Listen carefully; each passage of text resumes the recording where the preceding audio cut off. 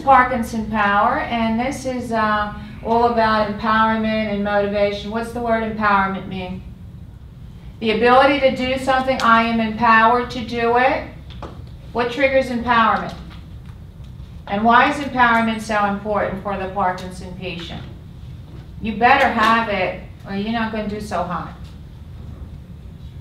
What are you empowered to do, my patients, my Parkinsonians? Let's give them more cookies, Dusty. I'm going to pull the cookies and give you coffee and cookies after I'm done. Huh? Why is empowerment so important? You can do more. Yeah. It motivates us to do what we need to do. Yeah, I motivate, you empower. I motivate you and I say, I want you to do this, this, and this because I know it's going to be good for you and I know you're going to benefit from it. But I've learned a long time ago with human beings, unless you figure out what's in it for me, right? Do you really choose to do something willfully, voluntarily, if you can't figure out what's in it for me? Why should I do that? You're motivating me to do something, I'm going to say, I got to tell you something. Unless you tell me why I need to do it and why I'm going to be better or happier or healthier or whatever, the odds of me doing it is slim to none. All right? So I motivate you to do what's right by you so that you can take it upon yourself to be the best that you can be. It's as simple as that. This is a disease that's like a dictator. You ever think about it? Do the visual of Parkinson's disease. It showed up uninvited. Did you invite it into your life? No. Right, John? Oh, sounds great. I think I'll have Parkinson's disease for the rest of my life. It shows up uninvited and really makes every effort to take over your life. Does it not? It takes over your life. Like how? How does it take over your life? Parkinson's disease comes in as a dictator and it tries to take over and rule and say, this is the way it's going to be with you now. And how has it done it to you? What has it done to you? How has it taken over your life? Stops you from driving. Stops you from driving. You're not going to drive anymore, and that's it. What else, Barb? Limits what you can do. Limits what you can do. On Parkinson's disease, I say you can do this, this, and this now, but I'm not going to allow you to do this and this and this and that. I'm going to take away that privilege from you, right? What else? My balance will put downhill. Your balance goes to kaput. Your balance, your strength, your risk factors go up. I think we're going to have you falling more now, Miss Joyce, okay? No, I don't fall, fortunately, much. Good. So I've been lucky. So the only way that you can face up to the dictator that appears in your life, unwelcomed and unwanted, is to stand up and empower yourself to stay in control of your life, to stay in control of your thinking, to stay in control of your choices. You with me so far? This is empowerment. This is empowerment. Marilyn motivates. Marilyn says you're going to do this, this, this, and this, and you're going to do a lot better than if you don't. But it's totally up to you because who owns your life? We do. We do. You do. Not your caregiver, not your children, not me, not your doctor.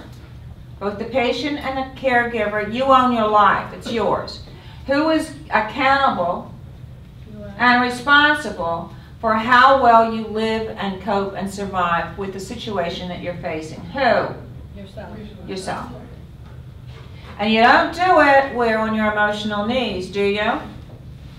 The only way to stand strong and confident, to be strong and confident and empowered, is standing up emotionally.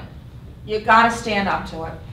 And if you get in the recliner and you stay there, woe is me with my clicker. You know, get me a tuna fish on rye and a nice tea. Not going to happen. Not if you're living with me. Trust me. Ain't no way. Right?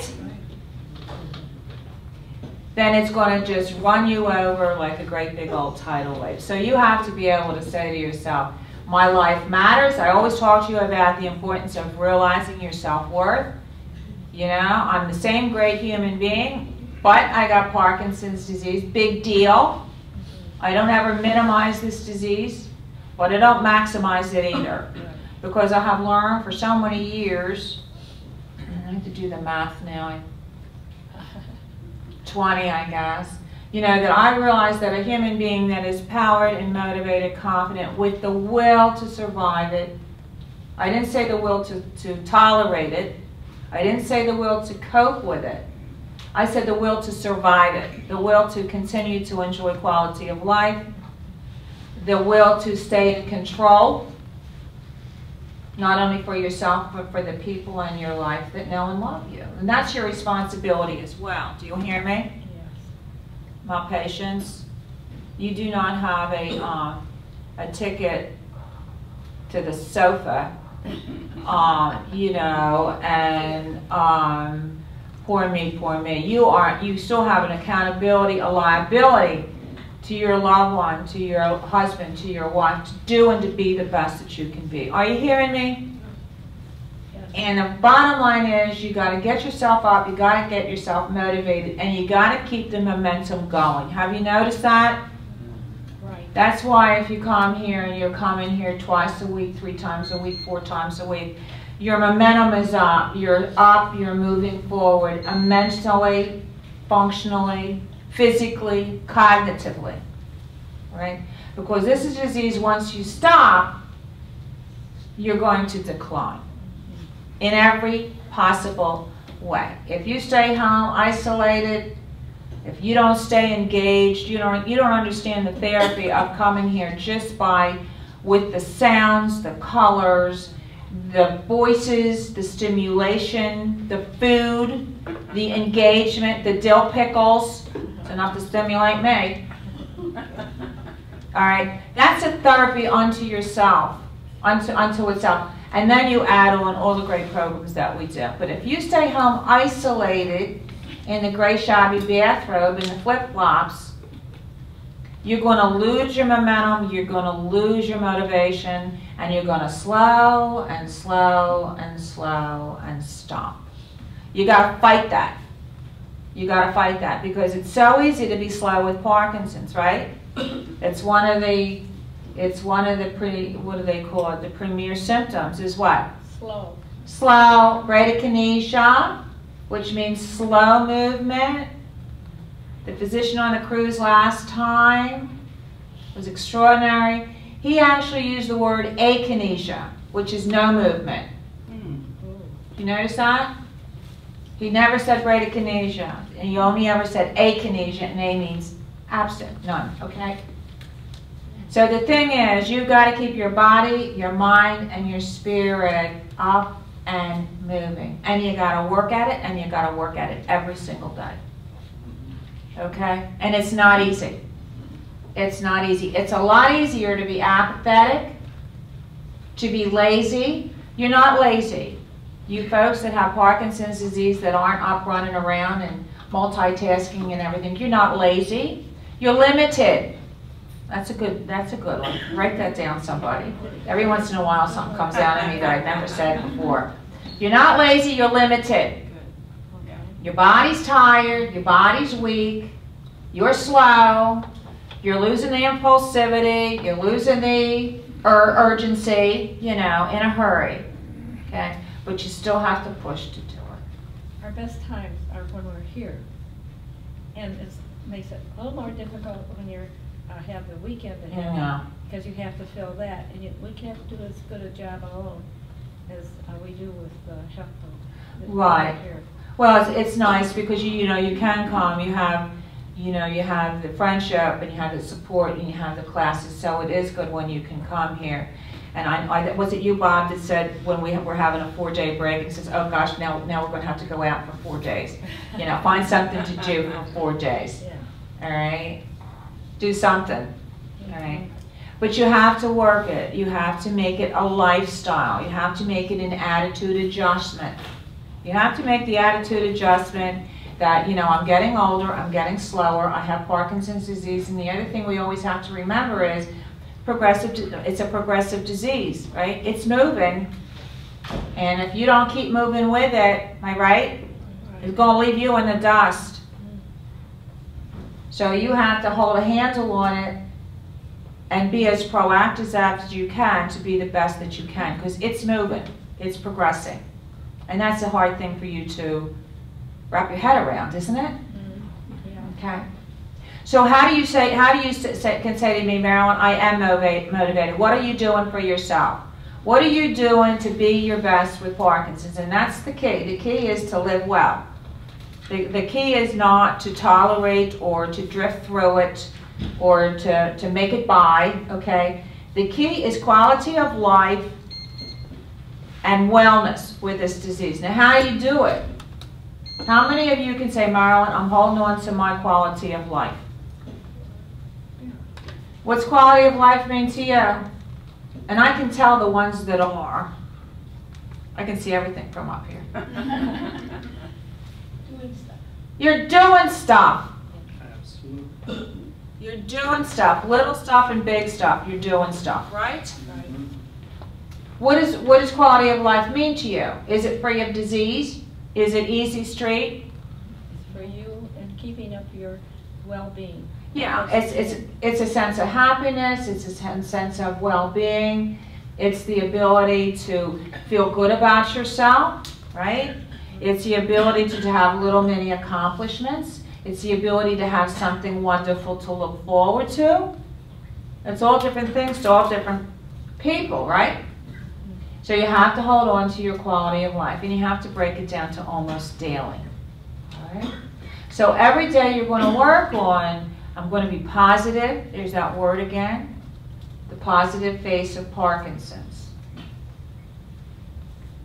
What does that mean? Boy, that's a play on words, isn't it? Because you don't smile as much. But we would, I think. Remind yourself to smile. You know, it's very easy not to smile because your face just relaxes a little bit, you know, because the muscles are either rigid or they're weak. So you don't smile as much. You don't automatically smile. So say to yourself every once in a while, I wonder if I'm smiling. I think I'll smile. So all my Parkinson's patients, smile at me, please. Thank you. Remind myself to smile, okay? Say cheese, right? Okay, so how do we do this? How do we stay positive? How do we get up every single day and face the same thing today that we faced yesterday, and hopefully it's status quo and not a little bit worse? How do you wrap your head around that? Because for many of you, and that's the one thing about the disease too, you go like this, you're walking this great, what's that word, plateau or plane or whatever, and then all of a sudden you might get a perk and do a little bit better for a little bit, and then you come back down again, and then sometimes, unfortunately, you slide a little bit. You feel like, oh, I'm on a slippery slope, I'm changing here a little bit faster than I was before. So it's very, very elusive. You really don't know what you can expect tomorrow. You really don't know how you are going to be cognitively or physically tomorrow. So all you can do is what? Work today. Work the day to the best of your ability. Because it's all you've got. You know, you ever think about how much a guess tomorrow is? You know, for folks that even think their life is normal and stable, something can happen and all of a sudden it's so totally different, whether it's an accident or a sudden illness or a loss or something like that, right? So the only thing realistically that you have to handle and to manage is what is real for you today. That's it. That's all you have to worry about. And don't worry about what if, perhaps, and maybe. You know those words? What if, perhaps, and maybe. What if I'm in a wheelchair next month? Perhaps the meds will quit working. Maybe in 11 months I won't be able to make it. I always call it the gangplank. What's it called? It's not, that's Captain Hook, the gangplank. When you get on the ship, everybody's glazing at me. What do you call when you get on the ship? Huh? Walk the plank. The runway? What do you call? What do you call? Walk The gangway? the plank. Huh? Gangway. The gangway. Gangway. All right. So, all right. Okay, so you don't walk the plank. That's Captain Hook. You know when you get on? Oh, maybe in a year I won't be able to do that. Forget it. You don't know. Maybe you'll be better. Maybe you will be able to do it. All right? So only deal with what's real today. And the other thing too that's so elusive about the disease is, even in today, so much can happen right in today from breakfast till dinner. Am I right? Yeah. So you can wake up with a mind full of good intentions. This is the other thing that's hard for you. You know, you're going to do it, you're looking forward to doing it, but I'm not feeling so good, I'm having an off day. Push as hard as you can to do it. I mean, if you're really sick, if you're really tired, I'm not going to encourage that. But push yourself over that hurdle. Once you're dressed, you're going to be okay. We all do it. I did it this morning. Have to make it double next. You have to push. All right, so try. The one thing that really helps, it's really, really very, very important for seniors at large, and even more important for Parkinson folks and caregivers, is the word routine. It's the word routine. You know, seniors need a routine. The senior body likes it. And with Parkinson's disease, it's even more important because you got so much in there to plan, right? There's so much in that day that you've got to do. There's so much in that day that you know is going to take you more time and more effort. Am I right? Right. And more planning. All right? So that routine is very, very important to you. Now, I'm not saying that your life has to be written in stone. That's no fun. And a lot of people can say a routine is monotonous and boring. But through my eyes, it's like a little roadmap that gets you through the day. And it's really nice for Parkinson patients that are dealing with some cognition and some memory dysfunction or loss, whatever word you want to use, because they can forecast what's coming next. You know what I'm saying? Mm-hmm. They can forecast, I'm doing this now, or I'm waking up now. I can forecast, okay, we're going to get dressed and we're going to have breakfast. Okay, you hear what I'm saying? It'll progress you through the day with like a little roadmap. The senior body likes to be on the clock when it comes to sleeping. Did you notice that? Mm-hmm. We like to go to bed at the same time, and we like to get up at the same time. It's the automatic clock. All right, so try to get yourself into the habit of retiring to bed at the same time and waking up at the same time. Now, I know that sleep is a big problem, right, for many, many, many Parkinson patients, and it's even worse for the caregiver, because if you're up, he or she is up as well, checking on you, all right? So really make sleep health a habit. Keep the room dark, except for your night lights. Everything with Parkinson's disease has a little tweak with it. They say keep the room dark because it triggers the brain to wake you up when it sees a light. But Parkinson patients and seniors, we need the night light on, right? Mm-hmm. Okay. Keep the room not too hot, not too cold, with no outside stimulation. No cell phones going off, no TV in the background, nothing. You understand me? So you want to utilize the time. Oh, it's 9 o'clock, it's bedtime. A half hour before bedtime, start winding down to get ready to go to bed. All right? And the same thing too with eating. Seniors, particularly Parkinson patients, you do better with 4 to 6 meals a day. Do you agree with me? As opposed to one great big huge or 3 great big huge meals. You take a lot of medicine. A lot of times, if you have a little bit something in your stomach, you feel a lot better. Am I right? Okay. Your need to be drug compliant is huge. And what do I mean by that? Keep it on time. So when you go to your doctor and your drugs being correctly dosed and prescribed is so critical for you. Please understand that you have to be with a board-certified neurologist, preferably a movement disorder specialist that really know the drugs and that can really titrate your medications and can really identify from your symptoms exactly what medical regime you need to be on, okay? So that's one part of it. But the big piece of it then that's so important is your ownership, your responsibility into your little pharmacy that you got running at home, right? And that means to dose properly and on time. Critical. Critical. Because when the doc sends you home with the listing, you're going to take this at this time, this at this time, this at this time, he's got a reason to keep those levels of medications titrated in your bloodstream. So if you make a mistake, or if you forget, or if you dose wrong or late or not at all, that's hurting you. So your priority to have your drug compliance, medicine consumption as part of your routine is critical. What are you using so you take your meds on time? Bells and whistles and things that I have to design something that just puts it in your mouth.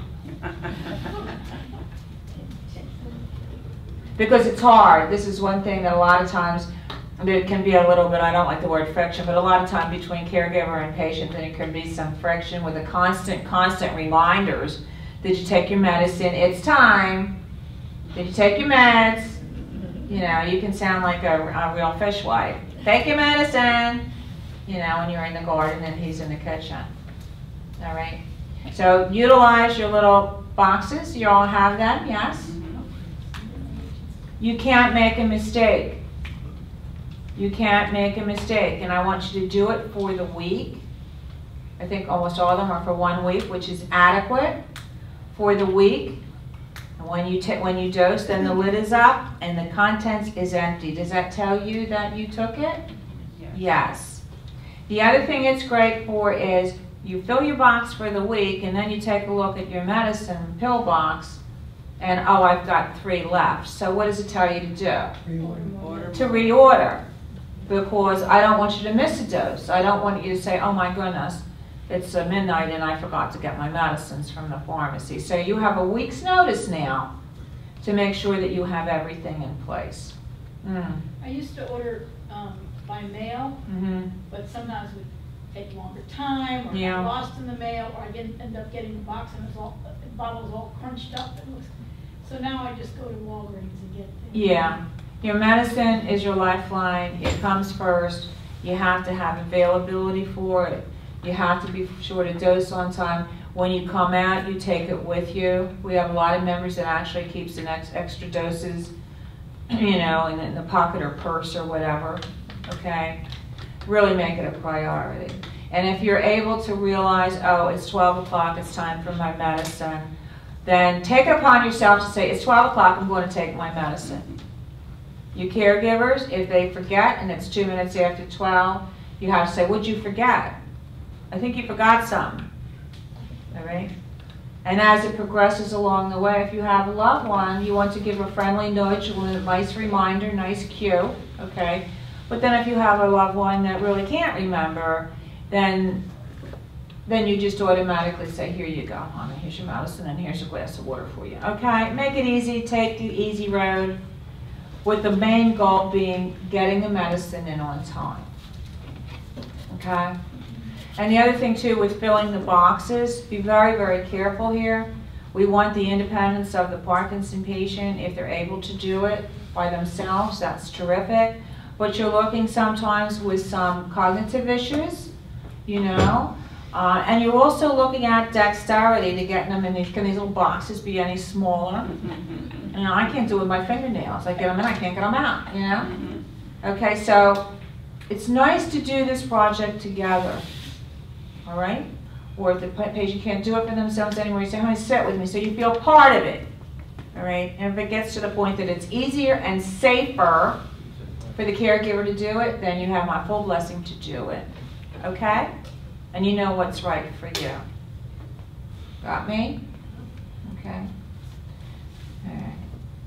So what does your routine need to be? How do we take a look at routine for seniors? You try to get up at a certain time. What is your routine? What are certain things that absolutely is a must? You get up. This is all the law according to Marilyn. Make your bed. Make your bed. Yeah. So you don't get back in the car and says, make the bed. So you don't get back there. Yeah, and there's a theory behind making the bed too. I make the bed after I hit the coffee pot, and then I go back. But Connie says make the back bed so you don't get back into it. But my bed's loaded with pillows and everything. I'd be just as happy on top of the quilt as underneath it. You know, I'd be fine with that. So that wouldn't keep me out, Con. But when your environment is in order, so is your mind. You hear me? Yeah. When your environment is in order, so is your mind. So if you go into your bedroom and the bed is made and the clothes are hung up, the shoes have got to be in the closet. They may not be laying around the floor because of what? Tripping with falls. Tripping with falls. Okay, what did I trip over? I tripped over something once again. Oh, my flip-flops. I'm sorry. All right. So that your clothing is hung up. Everything is where it should be. You understand me? Your notebook is in shape, all right, with everything that you need. So when you get up and you make the bed, all right, and you all have your own routine, you must get dressed. You must get up and you must get dressed, preferably before you leave the bedroom. Are we clear? Mm-hmm. Don't be flopping around in your jammies or whatever you're wearing. You know, sloppy, copy, floppy clothing. Because if you're up and you're dressed, it gives you more of a sense of esteem, of motivation. Now, I'm not saying if you're sick or something like that, but I encourage you, even if you get up and put on comfortable clothes, get out of your night clothes. How many of you are doing that? Huh? Is he doing? John, are you running around all day in your pajamas? You better not be or I'm going to bust him. And the other thing too is, before you mobilize, I want you in your safe shoes. I'll get you dressed before I get you out of the bedroom, one way or the other. All right? The other thing too that I want to share with you is sometimes when you shower, and I would encourage all of you to do showers, I would not recommend a Parkinson patient get in the bathtub. We will never get you out. Hydraulic lift, you know. I encourage you to do a walk-in shower with your grab bars and all. But realize the process of showering, between the hot water relaxing you and the extra energy that it takes, you know, to shampoo and to wash and to dry. You want to do this at a time where you have energy. All right, where you have energy. For some folks, it's best in the morning. You wake up feeling good. For some folks, it's a relaxing before bed. But if you're worn down, exhausted, then you cannot do it because so much happens in that shower and in that bathroom. So really think about your agenda. Some folks will say, okay, I'm going to do it, you know, right after lunch. I don't care when you do it. Grooming is absolutely critical. Shampoo, bathing, mouth care, shaving for men. And I'm looking around here, a couple of you have not shaved. I do not like it. I'm playing my director card up here. I'm sorry, it's just who I am. I like a man to be clean shaven if you don't have a goatee. It takes 5 minutes. You want to look nice. You want to feel groomed, all right? Haircuts. My caregiver is one of the standards I've always used with caring for another human being.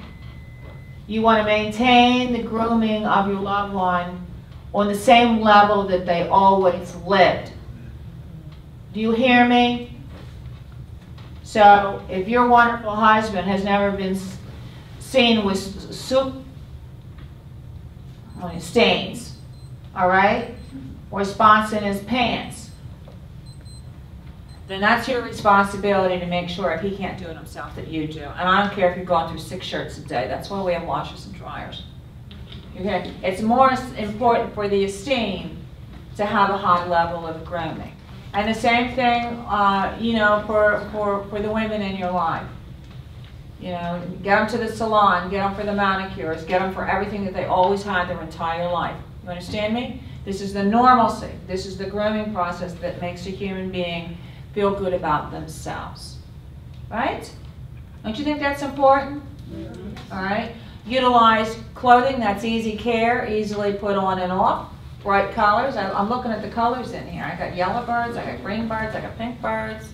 What are you doing in beige, John? It's summertime, right? Get him a yellow shirt. All right. So you want to groom in the morning. You want to eat your meals, 3 or 4 meals a day and snacks about the same time if you can. Am I right? And I want you to really pay attention to having go-to foods in the house that are healthy and easy for you. You understand me? So if you're hungry and want a nosh, I want you to be able to open that refrigerator and find something nice and healthy. A tossed salad, a pasta salad, reheat the chicken, something. I always say if you open the refrigerator and there's nothing in there but Snickers and jelly donuts, what are you going to eat? Snickers and jelly donuts, right? So you want to have the go-to foods available so you can keep your agenda for meal planning and for eating on time. You must have breakfast, lunch, and dinner. How many of you are eating breakfast? Why is it so important? You eat breakfast? Good. Why is it so? You can tell him, John. John's a doctor, right? Tell him why it's so important. To trigger your metabolism, right? Yeah. John says it triggers your metabolism. You've been sleeping all night, but you haven't been dead all night, right? Oh. You haven't been dead and you come back, you know, for breakfast. Your body's been working all night, the autonomic nervous system, right? Your heart, your lungs, your GI, and everything else you got going, circulation, everything's going on. Okay, so when you get up in the morning, you break the fast, exactly what it means, and then you trip start your metabolism. And if you don't give your body nourishment, how are you going to function? You all know that you're using twice as many calories to do what you do. Do you know that, my Parkinson friends? You're using twice as many calories as me to get through the day. Even the tremor takes it out of you. All right? So you'll have your breakfast, you'll have a mid-morning snack, or whatever you want to call what Tony gives you over here when you come in. Okay, that's your treat from us though, right? Okay. Always leave openings in the day for fun stuff, for things that you can get out and do along the way. Am I right? You want to have a routine. My caregivers, I encourage you, my caregivers, to really kind of have your plan in place so that you are way ahead of the game. Am I right? Don't wait till there's nothing in the house to run the Publix. Right? You want to have everything planned out well in advance. And you can do it. You can do a month in advance. That's why I created for you the month at a glance calendar for just the activities here. Because it's a routine. That's all that is. That's a routine. Every Tuesday at 10 o'clock, what do we do? Dance. Every Tuesday we have lunch with Marilyn. And it also projects you forward. The other thing too is I would encourage you to do that with a big block calendar at home that you can both see, that you can both share. Okay, it really does help you. And you want to put your doc's appointments on. You know, you have in your little schedule in these little pocket calendars, that, like the ones we're giving you that came as part of our direct mail campaign or whatever. And those little blocks, what do you write in those little blocks? You know, but they're kind of fun for a star or a birthday or something like that. But you want a big block calendar that you can both see. And that's the other thing that really does help. Or something on the refrigerator, an agenda. A lot of folks use an agenda on the refrigerator that goes along the way. That's helpful. Because for those of you that are living with loved ones with memory loss, it helps them with the visual cues. You know, if they can go and see Monday, you know, doctor, lunch, exercise class. Do you see what I'm saying? It will help them to stay more, more focused and more aligned with the happenings of the day. As many cues as you can use is good, right? All right, but the block calendar really, really always worked for my mother and father, and it was just a constant go-to, you know, and they would put it on there, okay? How many of you really are focused on a pretty good routine? And even put on that routine, every Thursday we go for Chinese, or every Friday we go for Mexican, or every Tuesday we go for lunch. That is a routine that is really important. Don't put just the necessities on the routine, on the thing. I gotta wake up, I gotta shower, I gotta make the bed, you know, I gotta eat, I gotta go to, that's routine. That's kind of your maintenance thing. But put things on as a routine, you know, every Sunday I go to church, or once a week I go to temple, whatever. Something in there that is something that is part of your routine, is almost a ritual for you with your life. Because it really does matter. Am I right? Yeah. Am I right? Don't let the doctor's appointments be a routine. We have a member in here, all they do is to go to doctor's appointment, one after the other, after the other, after the other, and I was like, my gosh. You know, if you need to see your doctor, absolutely you schedule it and you go. Don't go to 3 a day. Right? Okay. So what is your tips for the agenda, for your routine, and why do you think it matters to you? And then when you take a vacation, or when you take a weekend, or when you take a visit with the children, or when you have the children or the family come to see you, all bets are off. You do whatever you want. Just get through it. Just take the medicine. That's the only thing I'm telling you. Just take your medicine. You're right. Just take the medicine. Make everything else work when you have friends and family, because that's a great therapy for you as well. You know, to have your kids come in, or Up to a point. huh? Up to a point. Up to a point. I'm telling you. I was like, What? I love that 3-year-old, but Nana was waving at her the whole way down the street. Goodbye, Allison. Goodbye, baby. I kid you not. I told the girls, I said, I came to work. I don't know where my makeup is. I'll be looking for that for a long time. The makeup and everything is in the vanities are all rearranged. So the towels are all different. Everything's all different. You know what? I let her do it. She was absolutely Orion. What's this, Nana? I said, try and put it on your face. You'll look good. You know? So, but having family and friends and a break in the routine is great for you as well. You know. So, and the other thing too that I think is always wonderful for you is, you know, so it's Tuesday and you're getting a little bored or a little whatever. Get in the car and go to lunch. You know, or just go take a ride. Do something. Right? Monday and Thursdays are all taken. Mondays and Thursdays are Monday- nonstop. Monday- I got you Thursday, covered Thursday. Monday and Thursdays, right? Thursday, right. We can't do this Yeah. on Friday.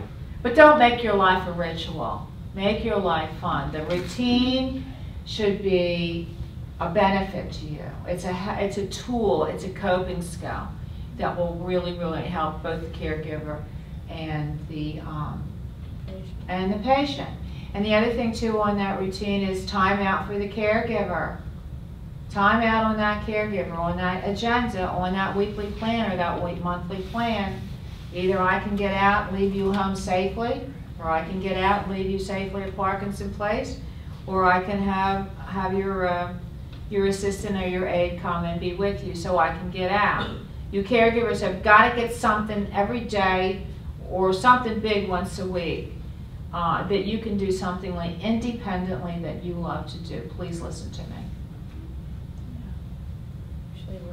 Now that is exempt for some couples that they are just happier together, and I will never, short of a crowbar, get them apart. And if that's beneficial to both of you, then God bless you. If that makes you happy, that's fine with me. But caregivers that need their own time and space need to take it, and the patients need to say, I want you to get away for a little bit and do what you need to be doing. All right? This is a partnership. This is a meet in the middle. Together we will do it. We will do it well. We will succeed. We will stay happy. We will stay empowered. Now the need to motivate and to empower each other is there as well, right? The need to constantly motivate your Parkinson patient by saying, you know, you can do it. You did a wonderful job. It doesn't matter if it takes you a little bit longer. So what? Right? But the need to constantly motivate and to stay on somebody to do for themselves sometimes can be taxing as well, right? But there's a right and a wrong way to do it. Right and wrong way to do it. It's called encouragement, motivation, positive affirmation, because we all know that the more a human being does for themselves, the more under control they feel. So you want to allow your loved one to do as much as they can for themselves. Might not be as well as you could do it or as fast as you can do it. So what? The thing is they're going to do it, right? And they feel so good when they can do it. Choices, ideas, conversations, decision making, all should be done together. Okay? How many of you have somewhat of a routine? I have a routine Monday through Friday that's pretty good because it's called Parkinson Place. But, even on the weekends I do pretty much, you know? But I think it's good to feel constructive. You know, and the other thing that's kind of nice is on days off or do things that you don't do the rest of the week, right? The things that your ritual, your daily routine, Monday through Friday, on Saturday and Sunday, pick things, add on things that are something totally different and so totally new for you. It's very beneficial for you. Okay, did this help you? What are some of the techniques that you're using to stay organized and to stay on a routine? That's the other thing. You have to have a certain amount of organization living with this disease, because the bottom line is caregivers, you have to do twice as much in half the time. And my patients, sometimes it takes you twice as long to do it. And you can't pack 36 hours into a 24-hour day. It isn't going to happen. So really, when you break that down to what? Well, how long are you awake? You sleep, or at least you're in bed maybe 8 hours, and the rest of it is 16. So 16 hours a day. Is my math right? 8. So during the course of that waking time, you need to be organized and under control, and have some type of a system in place, or you're going to be all over the board. And then you're going to lose it, and then you're going to get stressed, and then you're going to get depressed, and then you're going to get apathetic because, oh my gosh, everything is a mess. What do I do now? So that sense of control over your agenda, over your routine, is very empowering unto itself. Am I right? So did this help you? How many of you could be more organized? Hello. Everybody. I'll never get caught up my longest day on the planet. I don't plan on it. I get pretty close sometimes, but I'm saying, this is no fun. What else can I come up with, right? But as long as you feel a certain sense of control, that you're just one step ahead of it, that's good enough, right? Mm-hmm. That's good enough. All right? All right. I hope this helped you. Very much. Yeah? Yeah, I think having a hobby or something that you enjoy doing, Right. that isn't a part of the routine, is good to keep you going and to look forward to.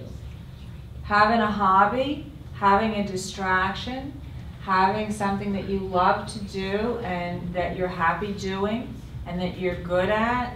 You know, because I know so many times you lose the ability to do some of the things that you've been doing your whole life, but I'm so proud of so many of you because you find something that you are able to do.